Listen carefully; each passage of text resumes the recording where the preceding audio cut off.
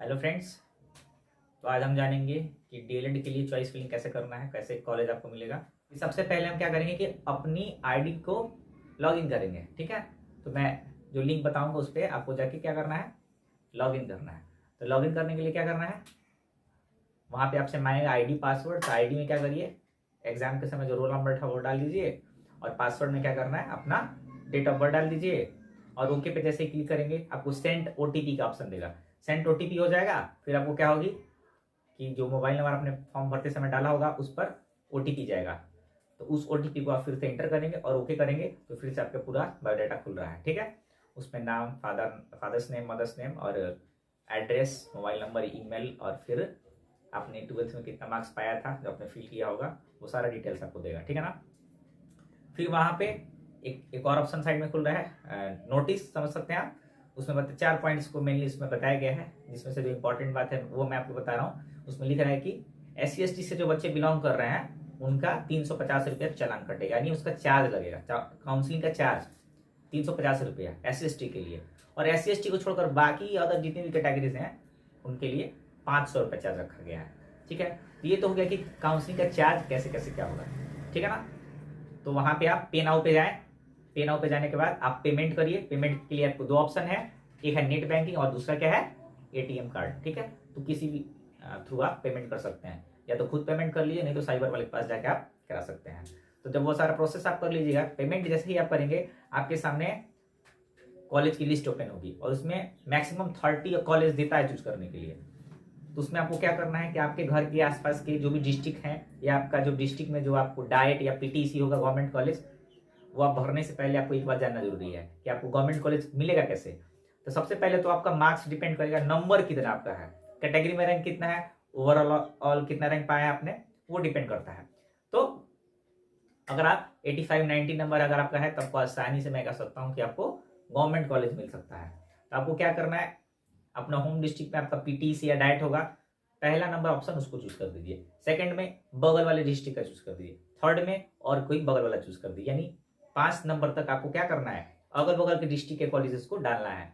और फिर दूरी को देखते हुए, यानी जो पास में पड़े, वैसे करते करते आप 10 कॉलेज डालिए। ठीक है ना, सिर्फ 10 कॉलेज ही डालने हैं आपको, याद रखिएगा मेरी बात। अगर आपका नंबर अच्छा है तो, यानी 85 90 आपको जा रहा है तो, 95 100 जा रहा है तो, ठीक है ना।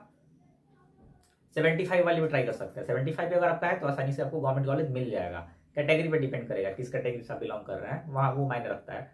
तो आप उसको चूज कर दीजिए। ठीक है, चूज करने के बाद लॉक का ऑप्शन देगा, उसको आप लॉक करके सेव कर दीजिए। तो इससे क्या होगा कि आपको क्या होगा कि आपका वो डन हो जाएगा। अब एक और बात कि जिन बच्चों का नंबर कम है वो क्या करें भाई, तो उनको क्या करना है, जिनका 55 60 50 आया हुआ वो क्या करेंगे, पास तो हो गए, उनको भी एडमिशन लेना है तो वो प्राइवेट कॉलेज में ले सकते हैं। लेकिन मैं कहूंगा कि सबसे पहले आप क्या करिए कि पहले गवर्नमेंट कॉलेज ट्राई कर लीजिएगा। ठीक है ना। तो गवर्नमेंट कॉलेज के लिए क्या करिएगा, सेम प्रोसेस आप भी करिए, यानी पहला दूसरा तीसरा 3 ऑप्शन आपको क्या करना है, गवर्नमेंट कॉलेज डालना है, या 5 नंबर तक आसपास के गवर्नमेंट कॉलेज को डाल दीजिए। 6 नंबर में क्या करिए, आपके अपने यहाँ का लोकल कौन सा प्राइवेट कॉलेज है आसपास का, उसको डाल दीजिए। यानी उसके ऐसे करके आप 5 6 7 कॉलेज क्या करिए, या 10 भी डाल सकते हैं। आपका मन करे तो आप 30 का 30 डाल दीजिए, मतलब मिनिमम 10 डालना ही है, 10 आप डाल सकते हैं। तो क्या होगा कि ज्यादा चूज करिएगा ना तो आपको दूर का डिस्ट्रिक्ट में उठा कर डाल देगा, तो फिर कैसे एडमिशन होगा। इसलिए क्या करेंगे, हम 10 ही चूज करेंगे, आसपास का चूज करेंगे, ताकि उसी में से ना किसी में देगा तो आप जाकर साइंस एडमिशन ले सकते हैं। तो ऐसा प्रोसेस आप कर लीजिएगा। उसके बाद क्या होगा कि आपको 5 तारीख तक ऑप्शन दे रहा है ना जी चॉइस फिलिंग का।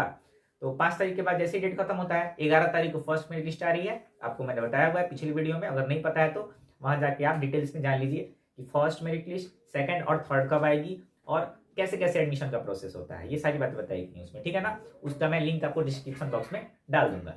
ठीक है, अब रही काउंसलिंग के लिए लिंक नहीं मिल रहा है, उसको भी मैं डिस्क्रिप्शन बॉक्स में डाल दूंगा। और एक और इंपॉर्टेंट बात क्या है कि अगर आपको हमारी वीडियो अच्छी लग रही हो और लगती है कि नहीं ये वीडियो मेरी हेल्पफुल है, तो आप क्या कर सकते हैं, अपने दोस्तों के साथ भी इसको शेयर कर सकते हैं। और उन स्टूडेंट्स को शेयर करिए जिन्होंने 2023-25 सेशन के लिए एंट्रेंस एग्जाम दिया था और आगे के प्रोसेस को जानना चाहते हैं, तो उनसे कहिए कि मेरे चैनल को सब्सक्राइब करें, क्योंकि डीएलएड से जुड़ी जितनी भी लेटेस्ट नोटिफिकेशन होगी वो उन तक पहुंच पाएगी और मैं उस पर वीडियो बना के डालता रहूंगा। ठीक है ना। एक और इंपॉर्टेंट बात क्या है कि एडमिशन के समय क्या क्या डॉक्यूमेंट्स लगता है, तो उसके लिए आपको एक सेपरेट वीडियो अलग से मिलने वाली है, उसके लिए आप निश्चिंत रहिए। ठीक है, पहले मेरिट लिस्ट आने दीजिए, फिर उसके अनुसार। एक और प्रोसेस क्या था कि अगर आपका फर्स्ट मेरिट लिस्ट में नाम आ गया है तो आप आसानी से आईडी को लॉगिन करके इंटीमेशन लेटर निकालिए और जाके एडमिशन ले लीजिए, ठीक है ना। फर्स्ट में नहीं आया तो सेकंड का वेट कर लो भैया आप, उसके बाद थर्ड का वेट कर लो, ऐसे ही होगा। और अगर आपने फर्स्ट लिस्ट में नाम आया हुआ है और आपको कॉलेज पसंद नहीं आ रहा है तो क्या करेंगे आप, तो स्लाइड अप की ऑप्शन होती है तो स्लाइड अप में क्या करना है आपको, ऑब्वियसली 13 से 18 तारीख के बीच में आपको स्लाइड अप का ऑप्शन दे रहा है, यानी उसमें आप पहले तो जाकर आपको एडमिशन लेना ही होगा। ये जहाँ पे आपको एडमिशन लेने जा रहे हो ना, वहाँ पे जाकर आप बकायदा कॉलेज से ट्राई कर लीजिएगा, पूछ लीजिएगा कि वहाँ पे क्या प्रोसेस है। तो वहाँ का जो डाटा एंट्री ऑपरेटर होगा, हर कॉलेज में रहते हैं, तो आपको अच्छा से डील करेंगे कि आपको क्या क्या करना होगा। नहीं तो आपको अगर ज्यादा समस्या आएगी तो आप कमेंट बॉक्स में कमेंट करके कर दीजिएगा कि सर ये प्रॉब्लम आ रही है, तो मैं उसके लिए एक अलग से वीडियो बना दूंगा, या मैं आपको पर्सनली कमेंट करके उसका रिप्लाई करके आपको बता दूंगा कि क्या करना होगा आपको, ठीक है। और एक और इंपॉर्टेंट बात क्या आ रही है कि फर्स्ट मेरिट लिस्ट में अगर आपका नाम आ गया है, जो जैसे मैंने बताया ना 13 से 18 के बीच में आप कॉलेज जो आप चूज किए रहेंगे उसको आप एडिट कर सकते हो, ऊपर नीचे कर सकते हो। तो वहां से भी आप क्या कर सकते हैं, अपने कॉलेज को रैंक को इधर उधर कर सकते हैं, ताकि सेकंड वाली मेरिट लिस्ट जब आएगी, थर्ड वाली जब आएगी, तो आपको अपना मनपसंद का कॉलेज मिल पाएगा। तो ये सारा प्रोसेस हो गया। अब बात है कि सर प्राइवेट कॉलेज में फी कितना लगता है। तो इस बार क्या किया गया, गवर्नमेंट की तरफ से रेट को फिक्स किया गया है, क्योंकि 1.5 लाख 1,40,000 45,000 1.5 लाख ये सब प्राइवेट वाले ले रहे थे। तो इसके लिए क्या किया गया, गवर्नमेंट के द्वारा फिक्स कर दिया गया, कहा कि नहीं नहीं नहीं नहीं इतना नहीं लेना है, फर्स्ट ईयर का आपको 60,000 देना है और सेकंड ईयर का भी 60,000 देना है, यानी 2 साल का आपको 1,20,000 चार्ज देना होगा प्राइवेट कॉलेज में, अगर आपको प्राइवेट कॉलेज में एडमिशन मिल पा रहा है तो। और अगर आपको, आप तो जानते ही, अगर आपको ये पीटीसी या डायरेक्ट मिल गया, गवर्नमेंट कॉलेज मिल गया, रैंक अच्छी है, मार्क्स अच्छा है, तो आपका 20,000 में हो सकता है। तो 20,000 तो ये जनरल का होता है। SC ST वाले जो होते हैं उनका और भी कम लगता है, 13,000 में उनका कंप्लीट हो जाएगा। तो ये सारा प्रोसेस है। अगर आपको वीडियो पसंद आई हो तो चैनल को जरूर सब्सक्राइब करें। आज के लिए इतना ही, मिलते हैं आपसे एक नेक्स्ट वीडियो में।